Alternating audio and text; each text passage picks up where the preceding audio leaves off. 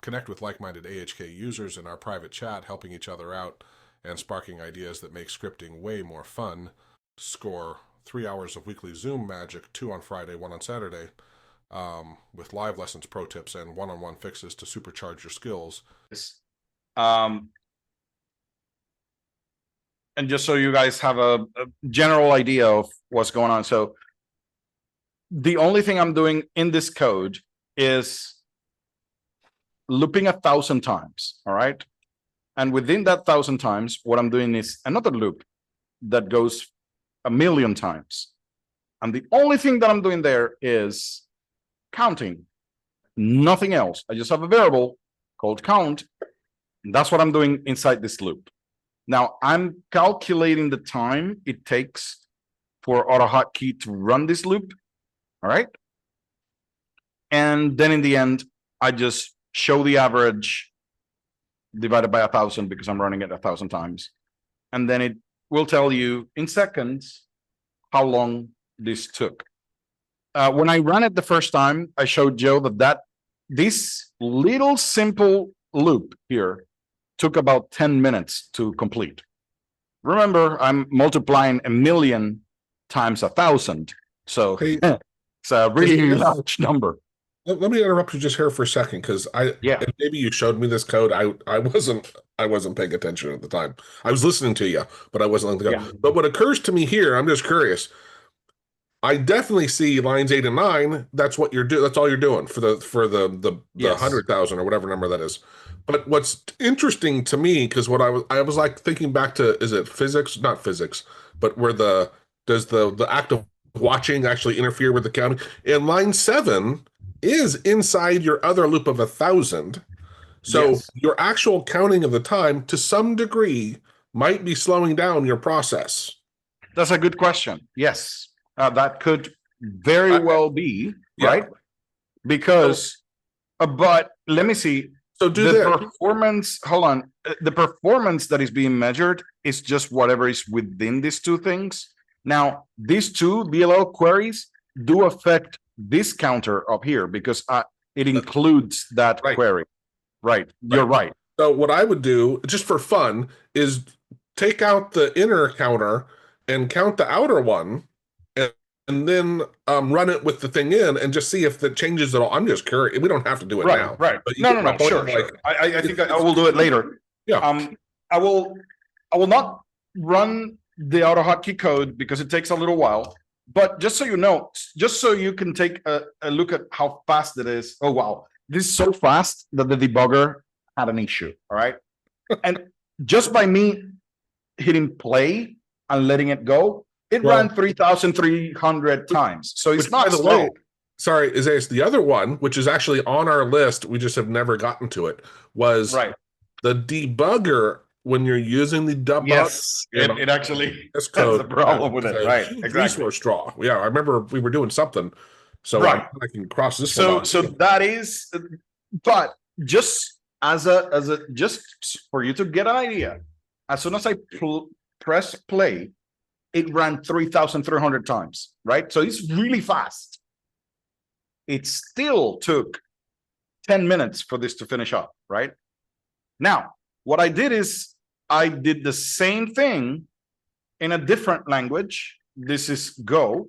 And I was just telling Joe how funny it was that Go and AutoHotkey, they have some sort of similarities, seems to, that it's so much so that whenever I paste AutoHotkey code in VS Code, it tells me that it's Go code. And I'm like, okay, let me test it. But this code that is right here, when you run it, go run, where am I? You see? Oh, okay. So city speed test, go run loop, go. The same code is, again, 1,000 times here times 1,000,000 times. So I'm doing the same amount of things, the same thing, just counting a variable. Again, I do have my timers inside and outside, so they should behave similarly. They don't. This thing takes me into something. Let me see if I can show you this. Right. this was the part that I was kind of like laughing about. The average loop time.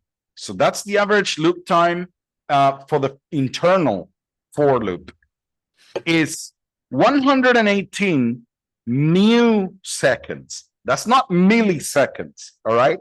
So you have to have 1,000 seconds to get 1 millisecond. Just get that into perspective. The whole thing took 118 milliseconds. That's the whole thing. The whole loop, including multiplying 1,000 times a million, the whole thing ran in 118 milliseconds. Is that an interpretive language? It is not interpreted. That's exactly the point of it. Yeah. So the Go language, it generates machine code, and when you run machine code, there is a speed difference. What I'm trying to, and what I was kind of like trying to imply here is the time difference between machine language and an interpreted language, right? It's huge. It's not even close. So when programmers say Python is slow, JavaScript is slow, AutoHotkey is slow, it's because they are used for trillions of looping actions to happen within a few milliseconds if you don't have a lot of work being done, right? So the difference is astronomically different, right?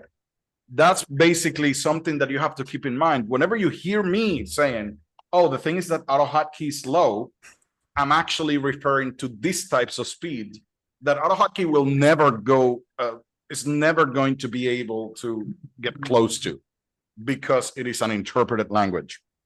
Does that make sense? Sure.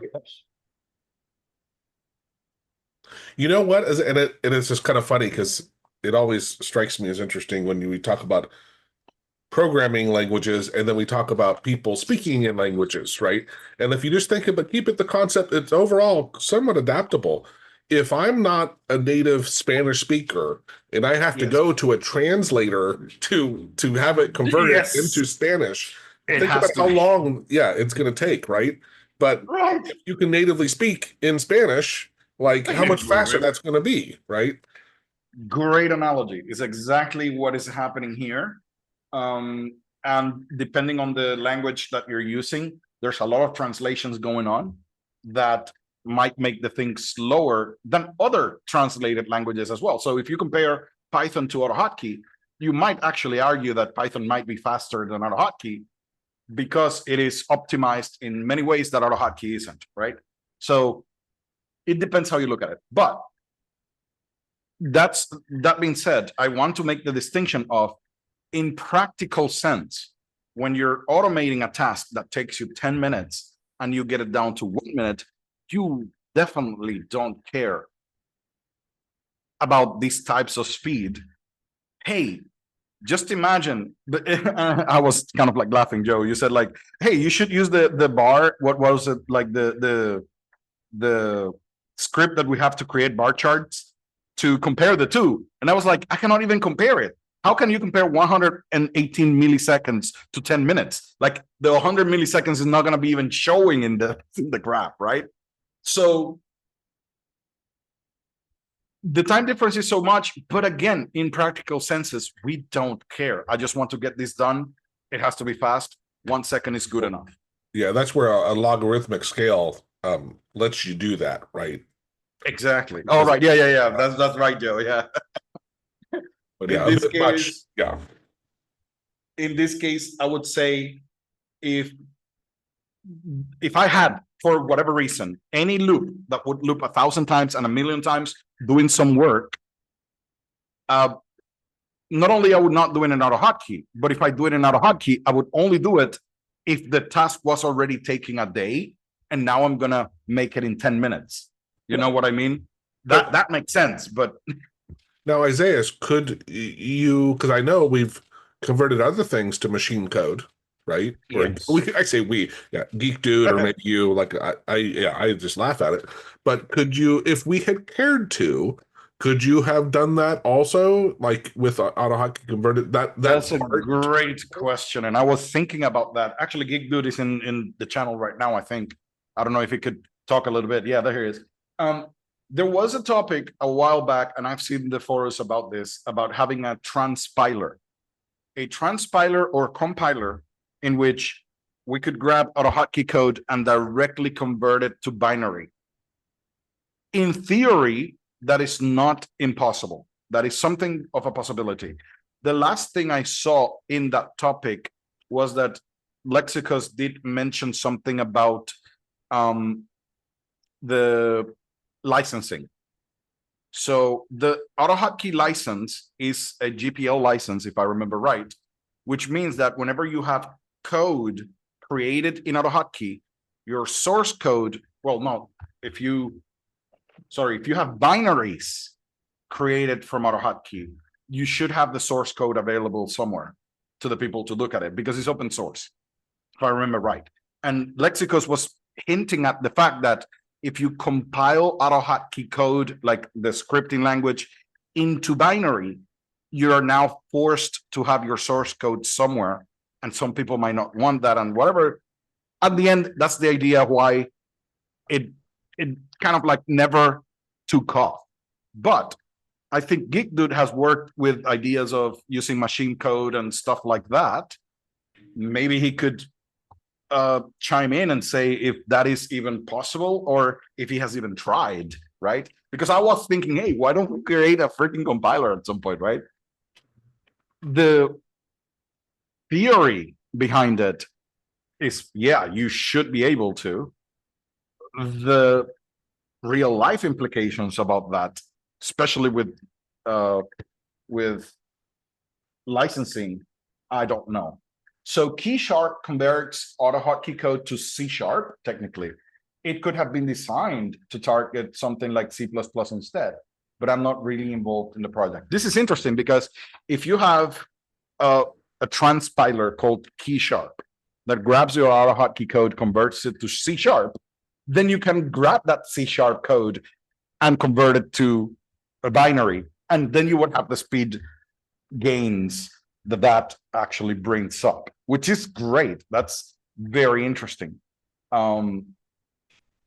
He is not involved in the project directly. I understand that. Now, I don't know how old that project is. Let me just look it up.